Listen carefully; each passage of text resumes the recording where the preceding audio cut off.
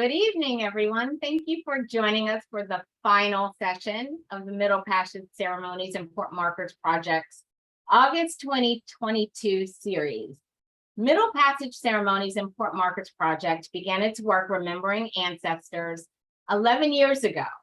And this series is called Art as Memory, the Middle Passage and its Legacy, focusing on ancestral memory work through art. My name is Michelle Dingle, and I have been the moderator for this month's series. And of course, I'll moderate again tonight. Each week, we've had some really robust conversations. We've looked at painting, sculpture, music, dance, and visual art. And tonight, we're going to continue showcasing some really wonderful people and their art.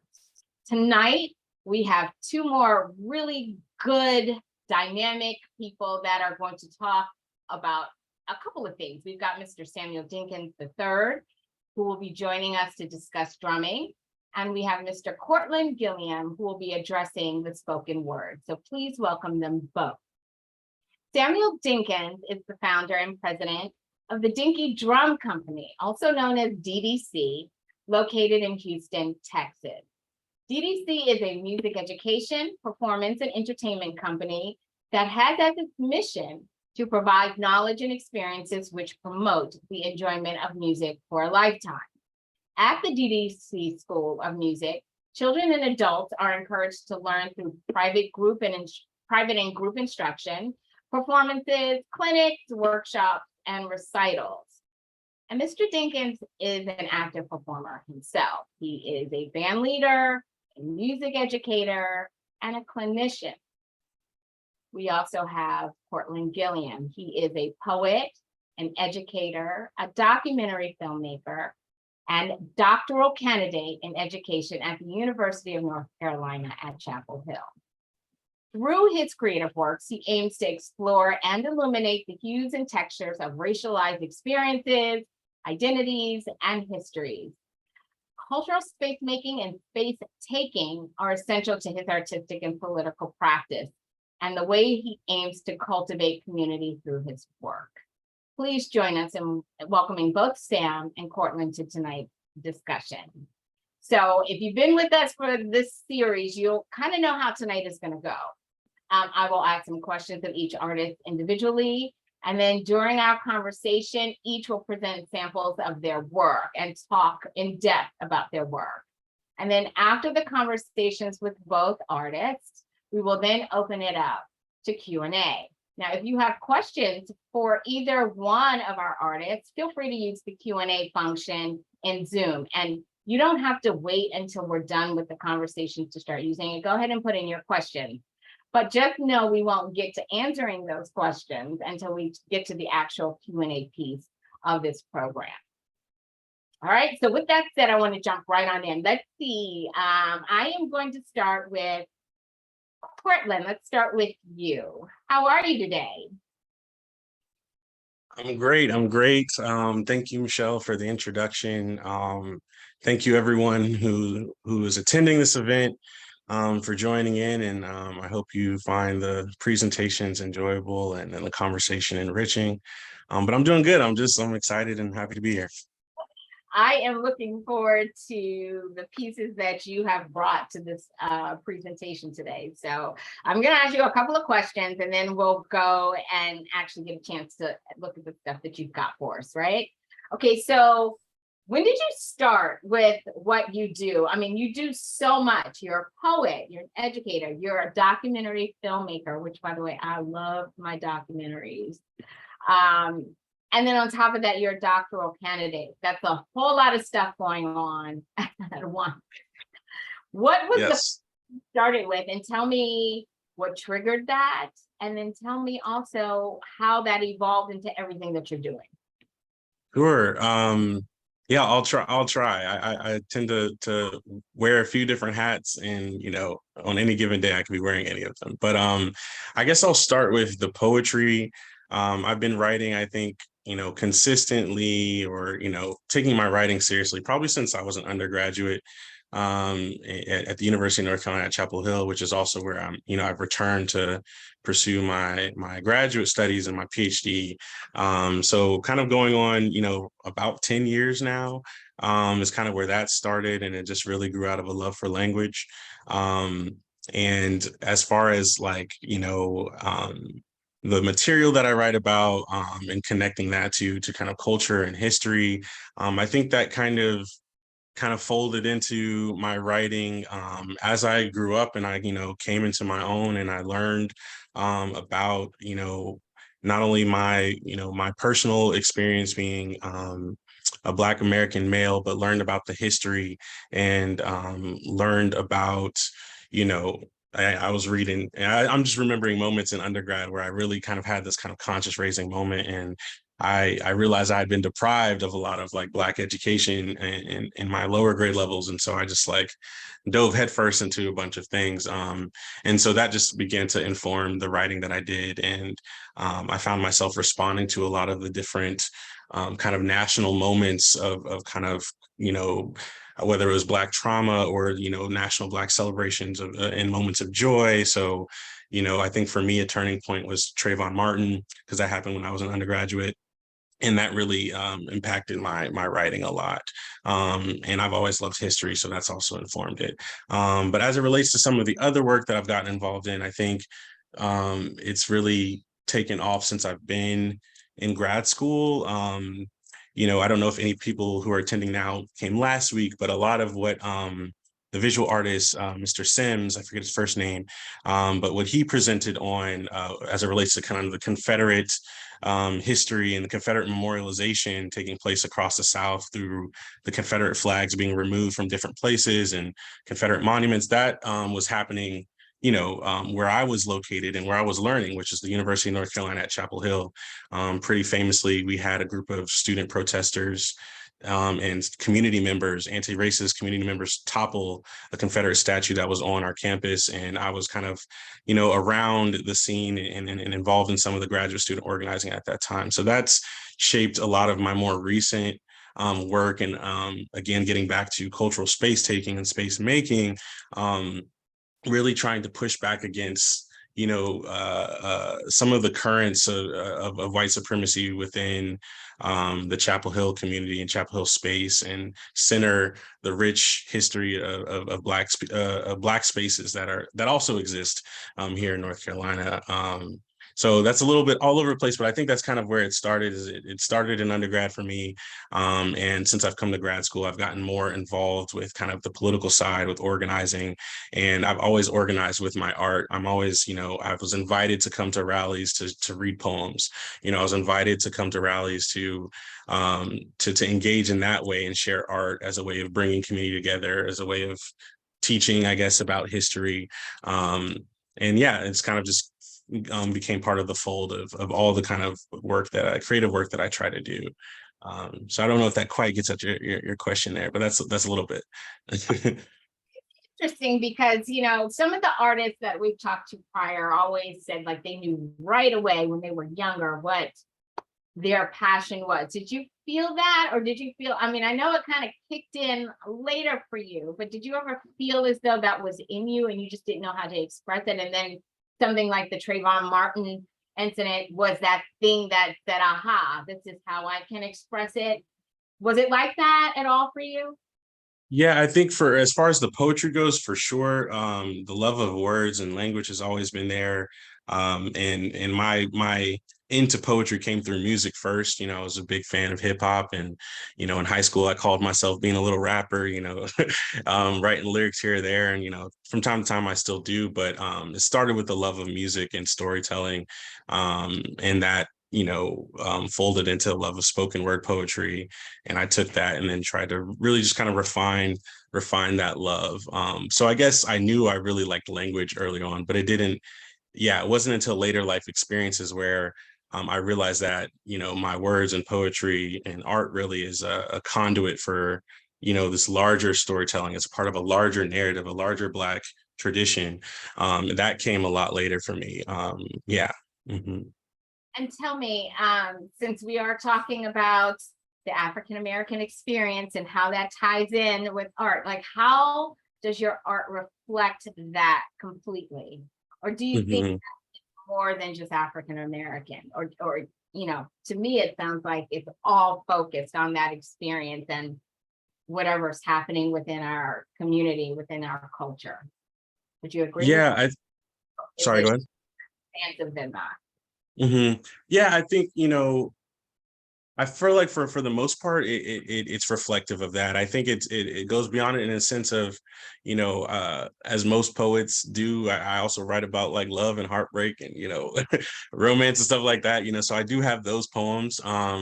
But when I'm not in that mode of reflecting personally, I'm thinking kind of about what's going on in the world, as it relates to me or people who I have connection to, or people who I'm in community with. And sometimes it touches on different aspects of marginalized experiences that are not just the Black American experience, but it comes from a place of marginalization. So I do sometimes fold that into some of the things I write about. But I generally follow the golden rule, if you will, of like write what you know. And so I really write from my experience, not only as a Black male, but also as someone who's moved around a bunch. I had a military parent, so I've moved around the country a lot, and so that gave me a little bit of a different kind of Black lived experience. And I've seen the country from different touch points, interacted with different people. And so, yeah, so I think I kind of bring that into the fold, and I'm always trying to, you know, to turn people's perspectives to, again, Black lived experiences, and histories. Yeah. All right. Well, I don't want to. Well, I want to make sure that we get your 2-minute poem that you have for us, right? It's called Freedom Dreams. So why don't we go ahead and see that? And then I'll probably ask you a question. And I know you also have a PowerPoint, but let's get to the poem first. Sure. So yeah, just briefly, the title of the poem is Freedom Dreams, as Michelle said. It was inspired by the book of the same title by Robin D.G. Kelley. He's a historian, and activist. And I think his full book title is Freedom Dreams, The Black Radical Imagination. So this is that piece. I am tired of dreaming to survive, of surviving just to dream, only then to survive the dream, long enough to see it sour, long enough for it to nightmare and then wake up deferred, long enough to remember the real meaning of dreams, which is to say, to remember the real meaning of long enough, which is to say, to remember the real meaning of the yet and the still, to remember that more dreams will come because they have to, because more dreams have came and have always become more than just dreams. You see, dreams are our daily bread. They are our day given, our kingdom come, our lamentation of millennia past and millennia yet to come. You see, dreams don't die. Not any more than they live. You see, we don't die, not any more than we live. We are an ancient phenomena, a big bang, a splinter in the consciousness of an ever expanding universe, an itch to pick up a stick and tap it on earth. We are a rhythm, a trick to pass the time by making time, a steady stammering hi-hat and a scared snare roll. You see, we've always been here, making time, steady and stammering, snaring and scared, grasping at ghosts never believed in and holding on to the ones that we know to be real, like those dreams, like the ones that enveloped ancestors' every reason for being, the ones that weigh so heavy that we may sing for a day when we have to dream no more, but nothing ever escapes the dream, only freedom. So we dream we are free, even when we're not. And that's the piece. Nice. Talk to me a little bit about that piece. Like, what were you thinking about when Sure. we're putting that together? Definitely. Yeah, talk to me about that a little bit. Yeah, so I think, going back to the inspiration, I was in my dissertation research and picked up Robin D.G. Kelley's history, the Black Radical Imagination. And it's about the tradition of, Black liberation politics essentially throughout the country. I thought about the long arc of, of freedom and dreaming, and the role that, we, in the situations we've been placed in as descendants of the enslaved Africans, and, how we've had to simultaneously envision a different world, envision a different way of existing, of relating to our loved ones. We're envisioning that while also holding on to what's in front of us, our reality, the people who are here, and trying to hold on to both of those things at the same time, when they can, often be, contradictory, or, it can be difficult to hold on to hope, right? And so I think I was just really reflecting on the challenges of holding on to hope and holding on to dreams. And, I refer to this dream a lot in the poem, and I'm really just speaking to, again, a different world, where we are not as beholden to the systems of oppression that we find ourselves in, and again, while also hanging on to and holding on to and celebrating the many things that we do, in the day to day, to celebrate and hold space for joy, right? And to really just to live and have full lives, beyond the things that have been done to us, or that are, continually done to us. So I think I was really just wrestling with that, and how, what does it mean to hold on to a dream so strongly, because you need that dream to survive, but you live long enough to see that sometimes it doesn't always, manifest in the way that you wish it to. So yeah, I think that's kind of roughly kind of the thoughts I was playing with. And again, thinking about our history and the role of dreams and imagination within that, and how it's, it's both on the horizon and right in front of us at the same time. Absolutely. Thank you for that. Thank you for talking through that for us. A lot of people are chatting, saying it was very powerful and things like that. So I wanted to just understand that a little bit more, where you were coming from. Now, I do want to toss over to your presentation that you have, because you've got some artwork, right? And a 1-minute trailer from the exhibition. Yes. Where this artwork came from, which was Black Out Loud UNC, right? From 2019. That is correct. All right. Talk about that. Yeah, sure. So I'm just gonna share my screen really fast. Jump into that. You've got about 5 minutes. Okay, cool. Yeah, so basically what I'm about to share with you is an event that I was a part of. So yeah, like in addition to to writing and having my own personal poetry, I also, I'm a grad student. So I'm, here at the University of North Carolina, and kind of like I mentioned, there was a lot of organizing and, political movement around, resisting or reacting to or responding to the culture of white supremacy that kind of exists, or that does exist in the Chapel Hill. And so me and a graduate colleague of mine, Jerry Wilson, who none of this work that I'm about to share with you would be possible without. And so I really want to lift up his name, and I'll later drop links in the chat if you want to follow his work. Unfortunately, didn't have enough time for us both to get on the call today. And we also collaborated with a undergrad student named Yavion Drew, and we put on this event called Black Out Loud, which was a art exhibition that was, consisted of student artists and alumni artists. So it had undergraduate students, some of our professional, like nursing school students submitted some projects, and then also a couple alumni. And basically it was all revolving around this theme of representations of Blackness within the Chapel Hill community. So basically we're asking, what does it mean to you to be Black within or on the campus of a historically white institution in the American South? Or what does it mean to be Black within this larger American South, American Southern town?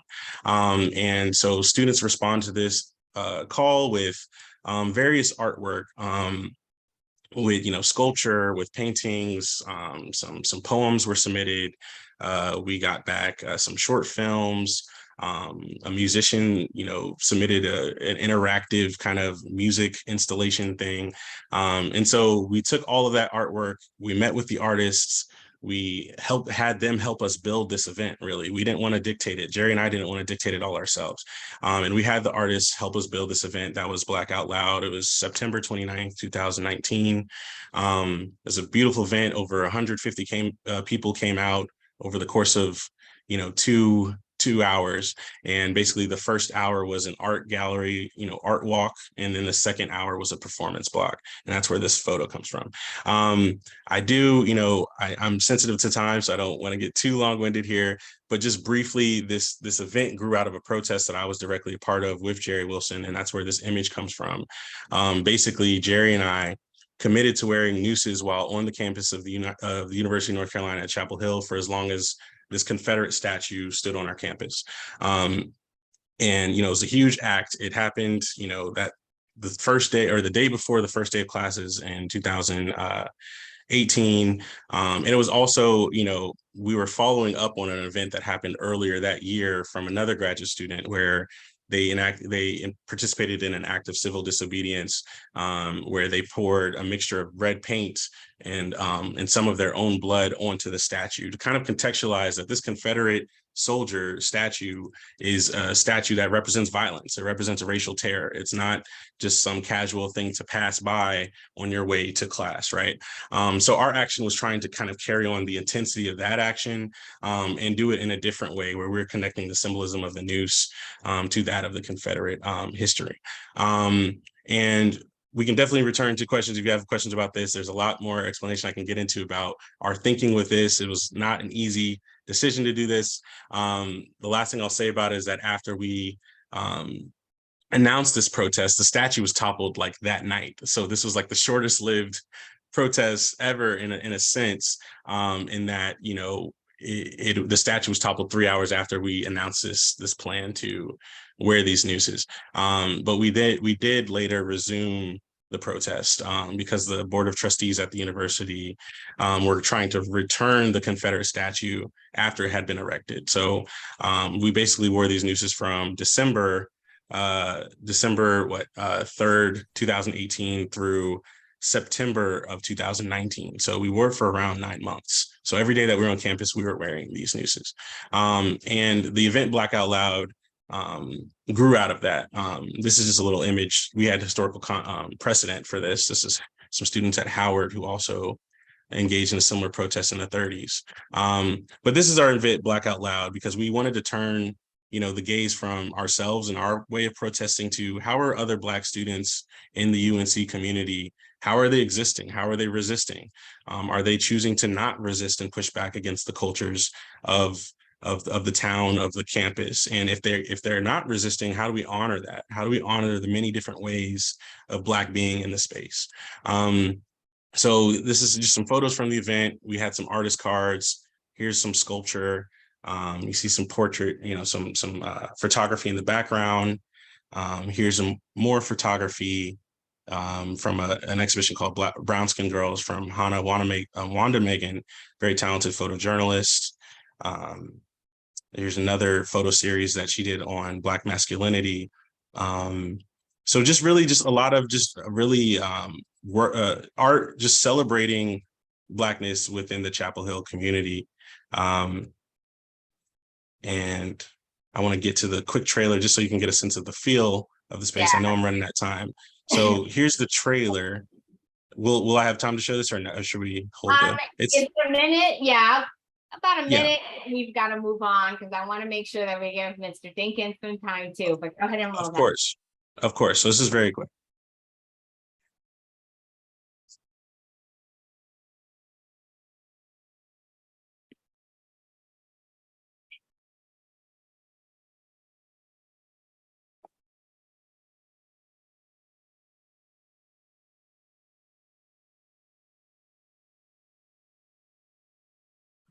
I don't hear any video. I mean, audio. See the video.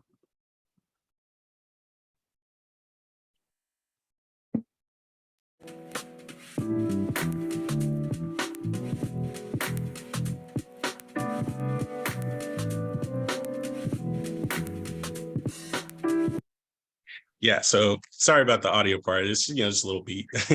But I forgot to share my sound. That's right. Let me stop sharing now. Because yeah, that was basically it's just a quick little highlight trailer, and I'll paste the link in the chat to where you can, go to view the project and a fuller description of the project. Absolutely. Thank you so much for sharing that. There will be questions coming your way later, I'm sure, so hang on. But I'm going to switch gears and I'm going to move over to Samuel Dinkins. How are you? Well, good evening. I'm well. How are you, sister? Doing great. Awesome. I see a lot of drums back there and I love the setup. Yes. So we'll talk more about that for sure. Okay. And from what I know, you're going to be performing a little bit as well, right? Absolutely. Absolutely. That's amazing. Okay, I'm going to ask you.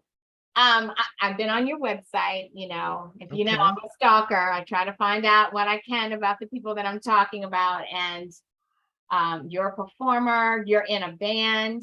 That name, is it Diversion? Well, actually, I lead several groups and I'm a side man with several groups. Okay. And so, as a performing artist and a total percussionist, at any time throughout the year, I could be playing African drums, Latin percussion, jazz drum set. I've been blessed to perform with several symphonies and chamber groups. And so I have been playing music all my life.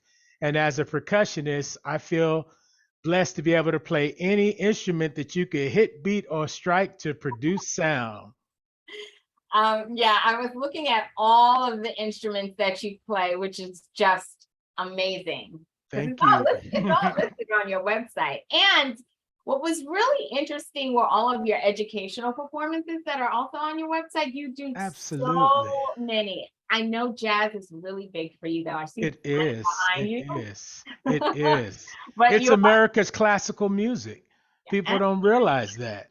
ties into Without America, we would not have jazz. absolutely, So, absolutely. so it's been often coined and said that jazz created in America is celebrated around the world. I love that. Mm-hmm. Okay, so you mentioned that you wanted to do this since forever, right? This is your Yes. calling. Did you Yes. start it really young, or did you start later in life, like tapping into that creativity?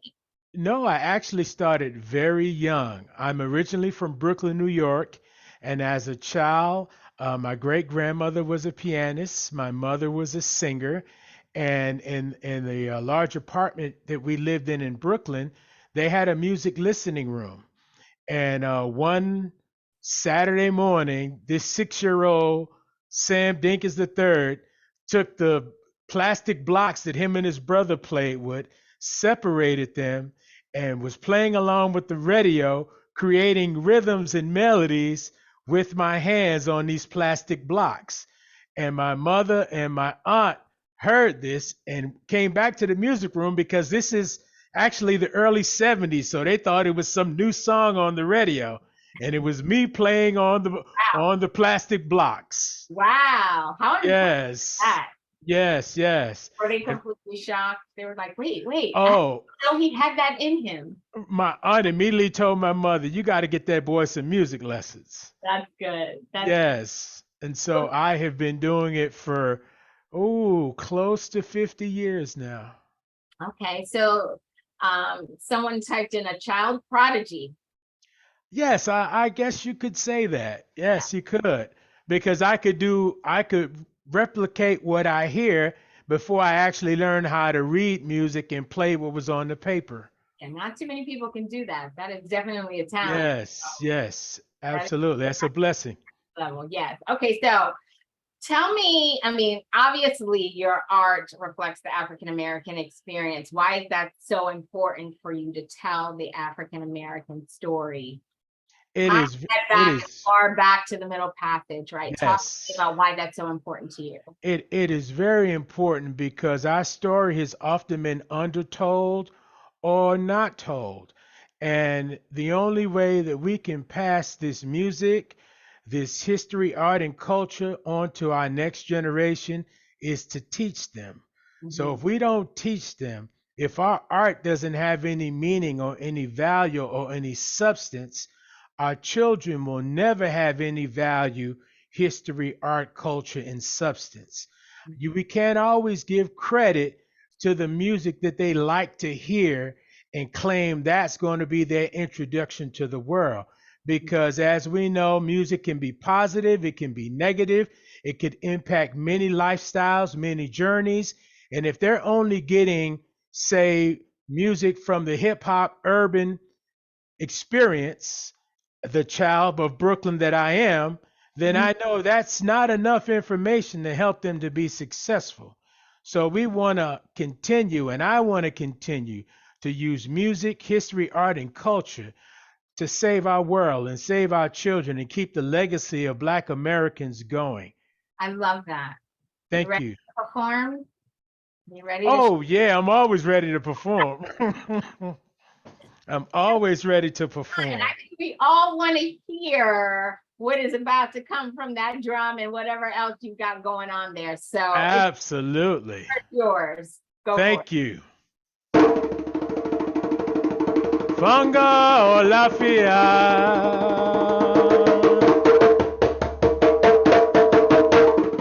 Fanga Olafia. Ashe, ashe.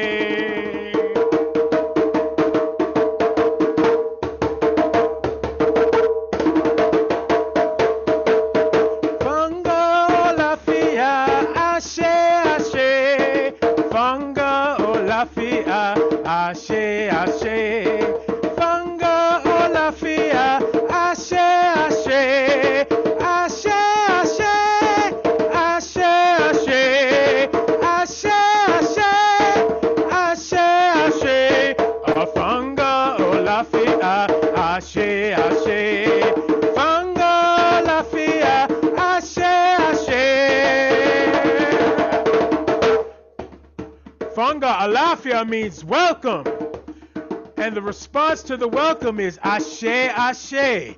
So as you're sitting in your living rooms, in your comfortable offices, and you're thinking about this Swahili song, when I say funga alafia, as you're sitting and enjoying the music in this presentation, your response is ashe, ashe. Funga olafia. Ashe, ashe, fanga olafia, ashe, ashe, fanga olafia, ashe, ashe, fanga olafia, ashe, ashe, ashe, ashe, ashe, ashe, ashe,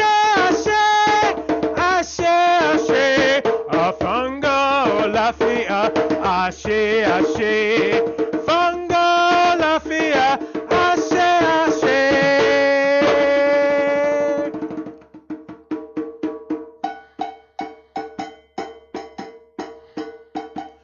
This folkloric rhythm or ancient rhythm is called the bembe.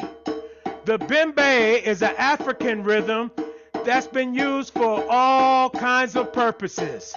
It's a sign of communication. It's a sound used for celebration.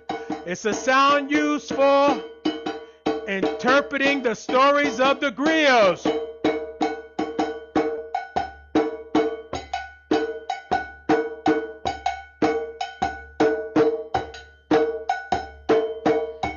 All throughout West Africa, you could hear this rhythm. Even before the slave trade, or our people was captured and brought to this new world.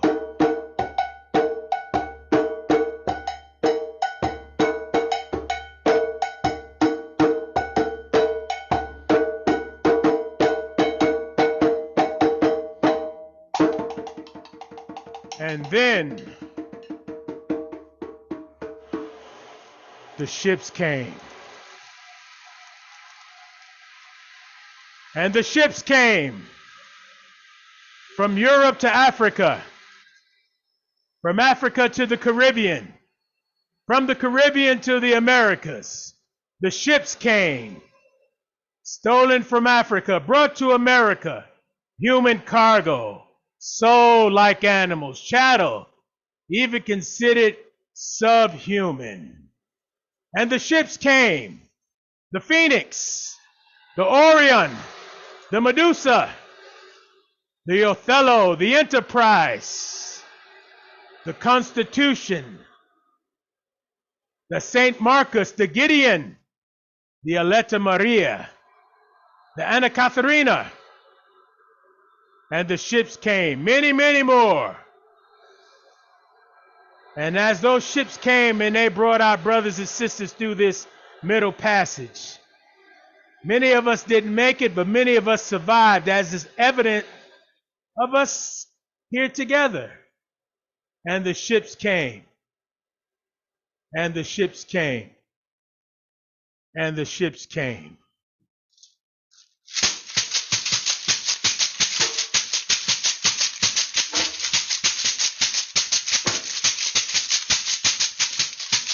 But this rhythm we know as the bembe traveled with those enslaved Africans. And that rhythm you could hear all throughout the Caribbean.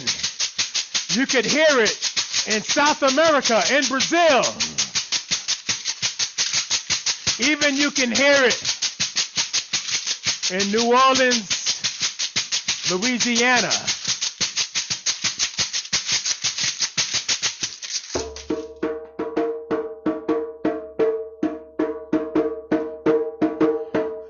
Now this drum I'm playing on is called a djembe, and the uniqueness of the djembe, it was created in the great empire of Mali, and the djembe has the ability to play all the distinct sounds that you hear in the sounds of the three drums that you might hear in Cuba or in Haiti or in Brazil. You got the bass sound.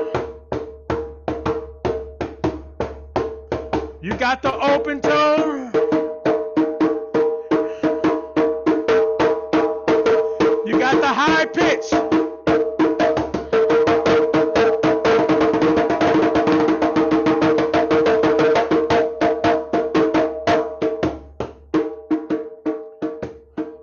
But when you think about that middle passage that brought us to these different places and the African diaspora, we think about where we are now in America.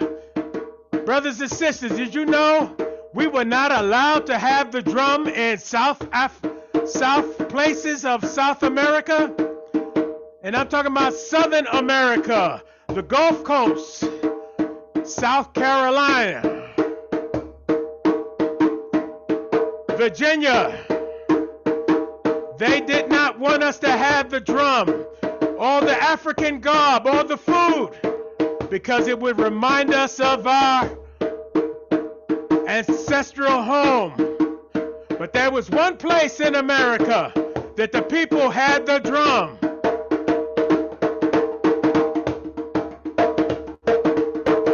That was in New Orleans, in a place called Congo Square. Some of you may know it as Louis Armstrong Park.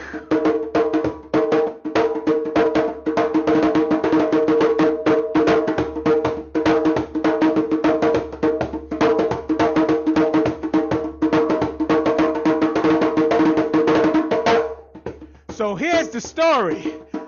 In Congo Square, the surrounding plantations would get their slaves on Sunday to go to this park, and they would dress up right after church, and they would get their instruments, and they might have a block.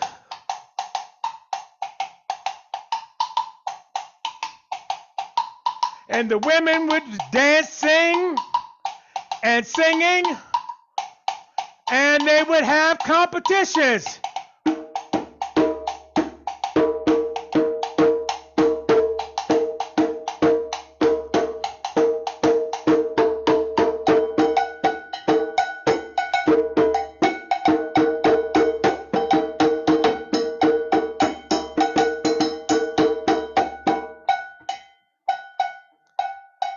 This is another rhythm that comes from sub-Saharan Africa.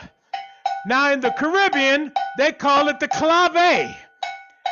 But in sub-Saharan Africa, this rhythm demonstrated the duality of the world. You got a strong side and a weak side. And this rhythm that the Cubans call the clave, the strong side is 3 notes, the weak side is 2 notes. But that rhythm still connects us to the bembe.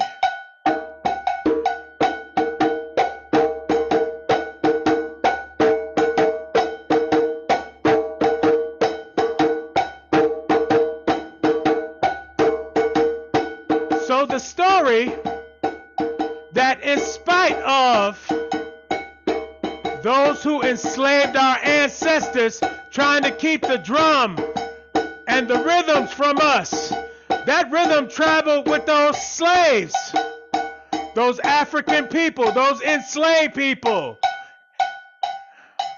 And you still have that clave,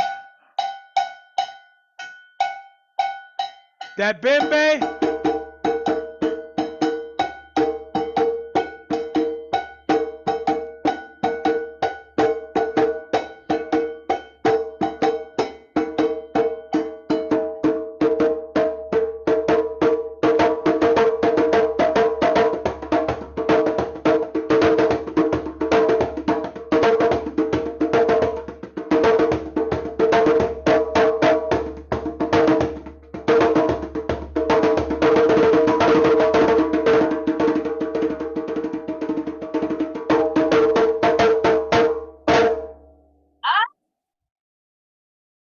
Thank you. Thank you, thank you, thank you. That was amazing. I mean, you should see, look, both Cortland and Sam, the chat room has been off the chain. Really? We've had Ashays, Oh, wonderful. Bless you. Thank you. comments. Hopefully you're both going and reading the chat. You just finished, Sam, but definitely look at the chat. Okay. So much history between spoken word that Cortland had and the PowerPoint presentation that he had, and then of course the music that you just shown us all. Hand claps. I mean, just look at the chats. That's awesome. We now have to kind of switch. Thank you guys. We're now going into the Q&A. So for everyone here live streaming this, please go ahead and use the Q&A function in Zoom so that we can ask some questions to both of the artists. Okay, thank you so much. I've got a couple of questions. One of them is for Cortland from Anna Daly. Were you involved or consulted by the students at Louisburg Junior College when they were trying to get the Confederate statue removed from the center of town to one of the cemeteries? That's the town where I grew up, and it was intimidating to pass by that man pointing the gun towards the south. Keep the slaves in the south. So I missed the first. My internet kind of cut out a little bit. I missed the first part. Was I involved in? Were you involved or consulted by the students at Louisburg Junior College when they were trying to get the Confederate statue removed from the center of town to one of the cemeteries? Yeah, no, we weren't involved, but I remember during that stretch of time, like 2000, I would say really 17, 18, 19, this was kind of happening at a lot of universities across the South. So I imagine the graduate students and the undergraduate students who were organizing here in Chapel Hill, North Carolina, heard about it, but I don't think there was as much kind of cross university collaboration. I think it was more so, maybe there was a lot of share out to social media. So I know that people were able to stay in touch with what was going on at other places through that. But yeah, not directly involved with that group, no.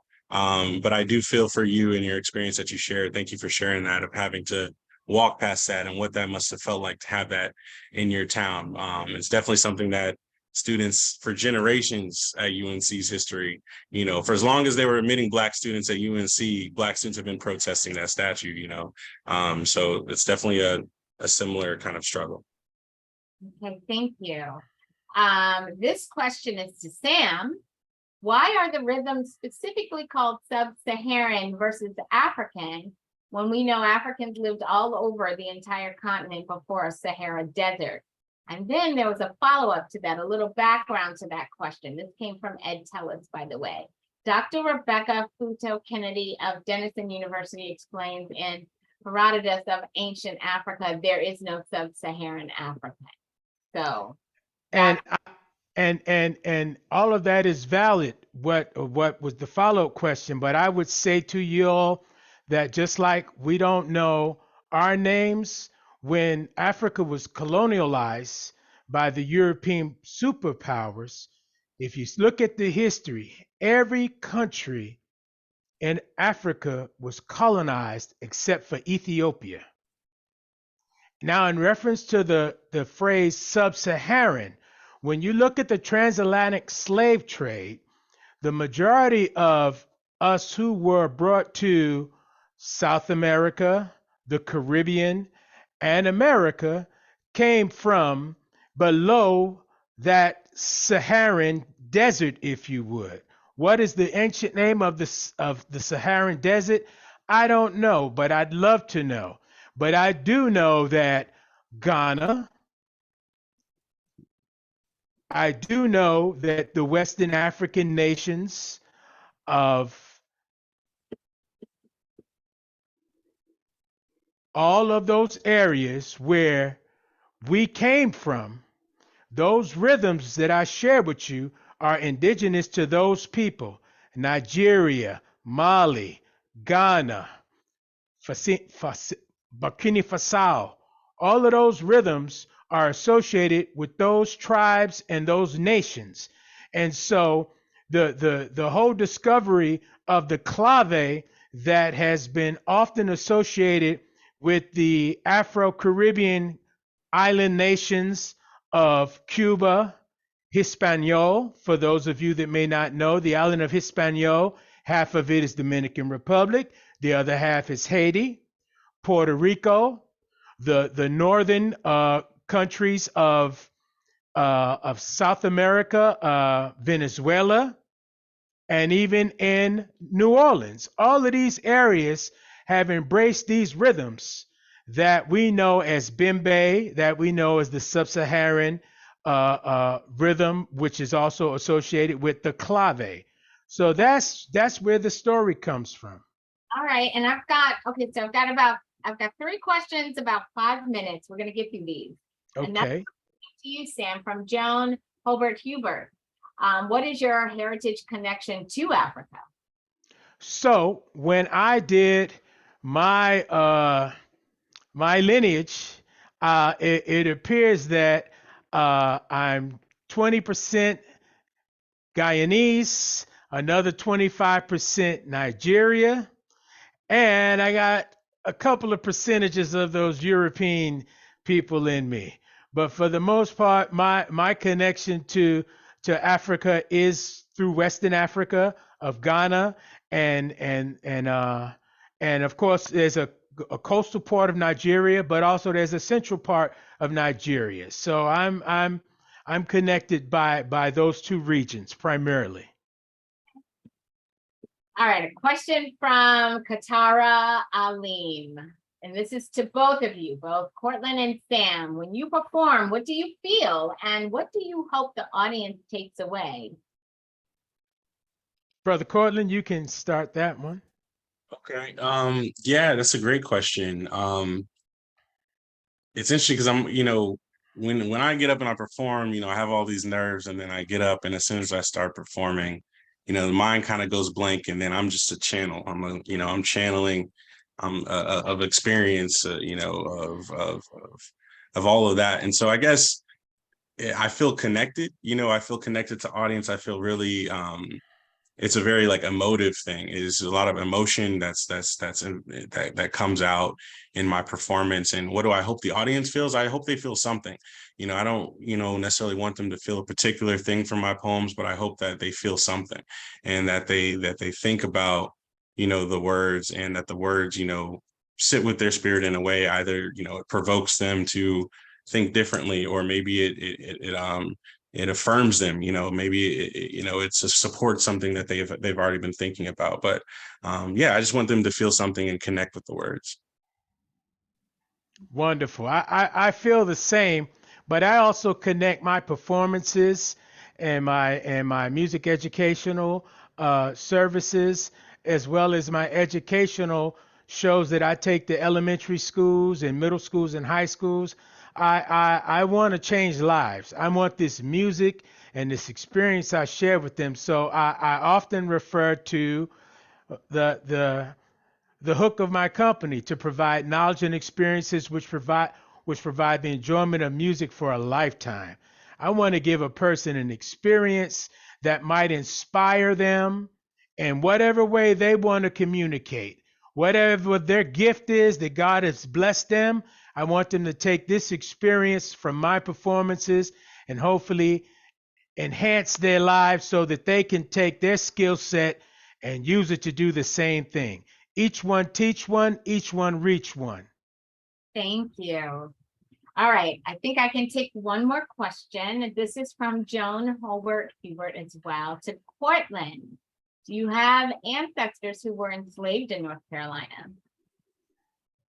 I believe so. That's one of the things where we have a family historian, and I'm actually, once I finish my dissertation, I really want to do a deeper dive. But yeah, my family's been in North Carolina, I believe, for at least, I want to say five to seven generations, I think is around where we're at. I know my great grandparents were sharecroppers in the Eastern Carolina area. And so, it follows, I imagine that, their parents were that first generation to either, to be freed. And so, yeah, so we've been in North Carolina for about five generations, but, I've looked up the name Gilliam and, where that name is found. It's also found in, Arkansas. I've seen it somewhere closer to Louisiana, New Orleans. So, there's a lot more for me to uncover with my personal family connection. But both on my mom and my dad's side, they're both from North Carolina. Yeah, in the eastern part of the state. Thank you. There's a couple. Michelle, if I could just share that as a Dinkins, my family my father's side, the Dinkins are connected to South Carolina, and my mother's people, the Giddens, are connected to Virginia. And we're able to trace our family back to 7 generations. I mentioned my great grandmother who played piano. She was born in 1902, and her grandmother was a slave. And we've been exposed to learn the history of our family and how we have gotten to where we are. I'm Samuel Dinkins III. I have a son who is Samuel Dinkins IV, and I passed that information on to him and his brother Samson. And the Dinkins are from South Carolina, and we can trace the Dinkins back to 7 generations in South Carolina. That's amazing. That is amazing. I've got just one comment that's still in the Q&A, that the town of Louisburg, or Louisburg, I'm not sure how to pronounce it, Louisburg, it's in North Carolina, north of Raleigh, North Carolina, about 3 hours drive from Charlotte. So I just wanted to put that out there. But look, we are out of time. Can you believe that hour flew by the way? Wow. Really good questions. The comments were amazing. Again, look at the comment section. So many people have said this has been food, food for them, food for their soul. The music, the spoken word, all of that, it's just been resonating very well with everyone that's been listening in. So thank you, Sam and Cortland. Thank you for ending the series on such a beautiful high note. What a conclusion for another great series for Middle Passage Ceremonies and Port Markers Project. Thank you all for joining us today and for participating in such great conversation throughout this month of artists that have been showing up and presenting. And let me continue my thanks. Thanks to all of the contributors who have made this series a success. We have had the artists who have given us their time to enlighten us with their contributions to remembering our African-American ancestors. We've got Ann Chen, Ann Cobb, Nick Huster, the Middle Passage Ceremonies and Port Markers Project Board. And thanks again to all who donated and volunteered to make this program happen. My name is Michelle Dingle. It's been such a pleasure moderating. I have said that I feel like I am a creative in my heart. So this has been such an amazing series to moderate this month. I know that I have, and hopefully everyone has gained a stronger understanding of how the experiences, the contributions, and the influence of African ancestors and their descendants inform artistic expressions and continue to have a major impact in truth-telling and inclusion. You all are wonderful examples of our descendants continuing that path. So thank you for educating us, continuing to educate all who would listen and all who want to know about our African American heritage, right, and where that came from. There are a couple of things that I do need to mention before we fully close out tonight. First, if you would like to see this month's series, all 3 sessions have been recorded and are available on YouTube and Facebook, including tonight's program, this one right here, which will be available right after we finish up. If we did not get to answer your questions, or if you have additional questions, or if you just want more information about these artists, please contact the Middle Passage Ceremonies and Port Markers Project at middlepassagemarkers@gmail.com, and your questions will be answered then. Last but not least, to support the research, promotion, and the sharing of the history of our transatlantic ancestors, there are a few ways to donate. Number 1, you can donate through PayPal or Network for Good. The links are both on their website, middlepassageproject.org. 2, you can mail your donation to the Middle Passage Ceremonies and Port Markers Project. That address is P.O. Box 3071, and that's in Jacksonville, Florida, 32206. And for those who like to shop on Amazon, you can donate through Amazon Smile Foundation. That's a program that donates a percentage of your eligible purchases to a charity of your choice. So go to amazon.smile.com, link up Middle Passage Ceremonies and Port Markers Project as your charity, and just start shopping. I think Middle Passage Ceremonies and Port Markers Project got a lot of donations from me this way. Just as an FYI, because I'm an Amazon shopper. Before we officially close out this August series, Samuel, Cortland, any last words? You have about like 30 seconds of wisdom to drop on us. Like what's happening next with you guys, or just how can you encourage someone? Well, I'd like to invite you all to visit my website, dinkydrum.com, www.D as in David, I as in Indigo, N as in Nancy, K as in King, Y as in Yellow, drum, dinkydrum.com. Furthermore, I would like to encourage all of our parents and grandparents that had a chance to check out this presentation to expose your children to some music, expose your children to the arts, expose your children to painting, to reading, to writing, to playing an instrument, to singing, to doing anything that would allow them to get their hands and feet dirty. We are losing a generation of people to the gaming and the staying in home and never, joining in with their community and learning about the other gifts and talents that they have. So I'd like to thank you in advance for doing that. Encourage your children to learn something in the arts. For the past 20 years, we've been on this STEM approach to education. Well, I would say to you, don't STEM, STEAM. Add that A, the arts, science, technology, engineering, arts, and math. STEAM. That's amazing. Change it from STEM to STEAM. Cortland. Yes, thank you. I love that. I love that, Sam. So I dropped some links in the chat earlier. You might have to scroll up a little bit, but the main one being blackoutloudunc.org. If you want to follow that art exhibition, there's a couple other links that I dropped there to Jerry's website. That was my collaborator. Couldn't do any of that work without him. We had a documentary that I also shared as a YouTube link higher up in the chat. And yeah, just parting words. I'll say, if you want to change something in your environment, link up with people, like-minded individuals, and make it happen. I think that's accessible for everyone to change their context. or to start to make change. And it comes with, you know, linking up with your friends of like mind and putting your heart into it. And you can change your small block, which then changes the street, which changes the neighborhood, which changes the state, you know, and it moves like that. So yeah, I guess that's my encouraging words, you know. And yeah, thank you. Thank you all. And thank you, Michelle, for moderating. It's been great Yes, conversation. thank you, Michelle. Thank you so much. Thanks so much. This has been an amazing experience. So we're gonna wrap it up because we're out of time completely. So we're just gonna leave it by saying thank you all for this series and have a good evening. Thank you, Sam and Cortland.